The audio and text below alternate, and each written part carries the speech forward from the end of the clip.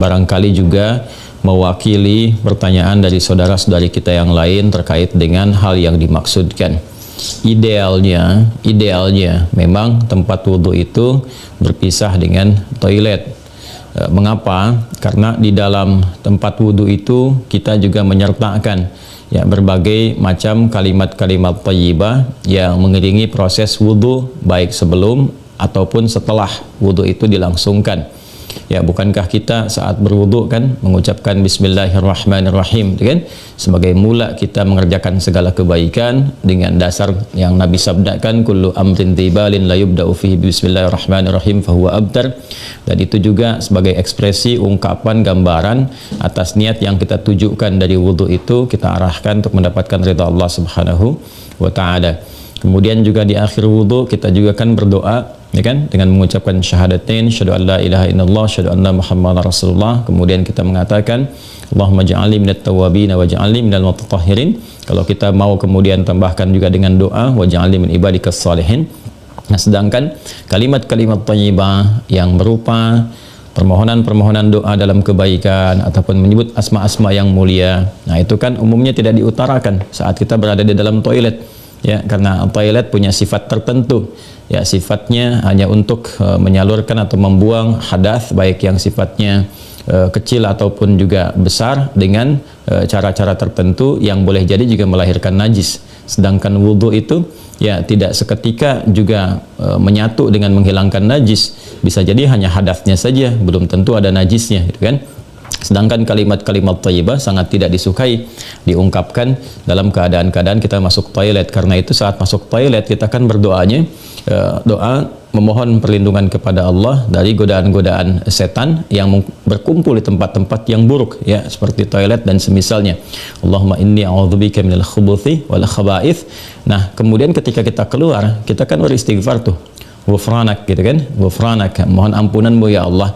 Nah, ada yang mendetilkan itu, kenapa kita minta ampunan ketika keluar? Karena kita menahan diri dari pengungkapan kalimat thayyibah yang biasanya kita ucapkan di setiap tempat, gitu kan, istighfar, sholawat dan sebagainya. Nah, ketika itu terputus saat masuk toilet, ya seakan-akan ada sifat tawadhu, kita memohon ampunan karena nggak mampu mengungkapkan, karena itu tempat yang tidak pantas, gitu kan, diungkapkan itu di tempat yang tidak sesuai. Maka ketika keluar kita mengatakan ghufranak kalau ada hal-hal yang tidak tepat di dalam dan tidak mampu mengerjakan hal yang biasa kita kerjakan. Itu adab saja, takdib di dalamnya.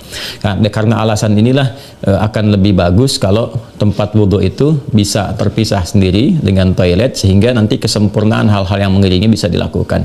Bila pun memang keadaannya tidak memungkinkan dan hanya ada itu, dan bisa didapatkan di dalam berbagai kondisi, ya, Anda ke mall misalnya kan, tidak ada tempat spesifik wudhu, taruhlah gitu, demikian kondisinya, atau bahkan dalam kondisi tertentu, bahkan saat haji atau umrah yang begitu padat tempat wudhunya misalnya, dan Anda hanya menemukan ada toilet tapi ada keran yang disiapkan terpisah, gitu kan, di dalamnya itu. Nah, ini kondisi-kondisi demikian masih memungkinkan. Ya, jadi kalau ada kondisinya sifatnya tidak terpisah keadaan tempat wudhunya, maka tidak ada masalah ketika Anda berwudhu dalam keadaan juga menyatu tempatnya dengan toilet, karena kaidah juga mengatakan ad-daruratu tubihul mahdharat. Kondisi-kondisi yang mendesak itu, kondisi-kondisi yang tidak biasa itu membolehkan, bahkan yang terlarang pun asalnya diperkenankan. Nah, ini kan sifatnya tidak terlarang, hanya tidak disukai, gitu kan, makruh sifatnya, nggak ada nas haram di dalamnya, tapi sifatnya tidak disukai. Tidak disukainya itu karena kita tidak bisa mengungkapkan hal-hal baik yang mungkin kita bisa lakukan ya saat kita berwudu. Jadi kita berdoa harus keluar dulu setelah selesai wudu, gitu kan, baru kemudian kita bisa berdoa. Ataupun bismillahirrahmanirrahim hanya kita bisa ungkapkan dalam hati, nggak bisa kita lafadzkan, gitu kan. Doa-doa pun kita iringkan di dalam hati. Nah, itu hal-hal yang menjadikan kita kemudian tidak maksimal. Pun demikian juga ada satu kondisi lain, itu kan tempat berkumpulnya setan di tempat-tempat yang kurang bagus itu, sehingga godaan-godaan saat berwudu dan sebagainya, nah itu kadang-kadang lebih banyak. Nah, ini tentunya juga di satu sisi tidak berlaku juga ya kondisi ini saat misalnya kalau mandi besar. Kadang-kadang kan juga tempatnya menyatu juga dengan toilet, kan mandi besar juga berlangsung wudu di dalamnya, gitu kan. Nah, ini kita harus fleksibel juga dalam kondisi-kondisi demikian. Jadi ini yang mau saya katakan, tidak berhukum haram, itu bisa dilakukan. Kalau tempatnya kita misalnya memungkinkan untuk berpisah, bagus, ada dipisahkan. Tapi kalau menyatu pun tidak ada masalah, ya kan? Tidak ada masalah sepanjang dalam keadaan-keadaan darurat tertentu dan tidak berhukum haram. Ya, apa dalilnya? Yang tadi saya sampaikan. Ya, tidak ada nas spesifik mengharamkannya, dan kadang-kadang kita mandi besar juga, ya, al-ghuslu dari janabah dan semacamnya juga berlangsung, dan dalam mandi besar juga ada wudu. Namun barangkali kesempurnaan itu tidak bisa kita iringkan dengan kalimat-kalimat thayyibah yang diungkapkan, hanya dalam hati kita lakukan. Jadi kalau tidak ada tempat lain dan menjadikan Anda berwudu, misalnya menyatu dengan toilet, di dalamnya ada toilet, maka kalimat-kalimat thayyibah itu cukup dalam hati, tidak perlu diungkapkan di lisan, ya kan? Dan sempurnakan wudu Anda, lalu ketika keluar Anda berdoa sebagai penutup bagian dari wudunya. Demikian kiranya bisa disampaikan.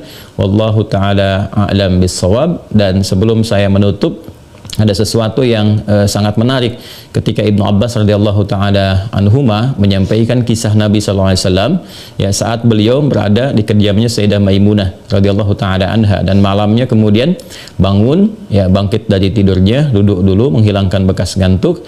Nah, ini ditemukan di Sunan Abu Daud nomor hadis 1367. Tsumma dhahaba ila syanin mu'allaqah. Kemudian beliau pergi ke tempat tertutup. Nah, syanin mu'allaqah ini enggak disebutkan tempat tertutupnya. Apakah dia sifatnya mirhad, ya kan?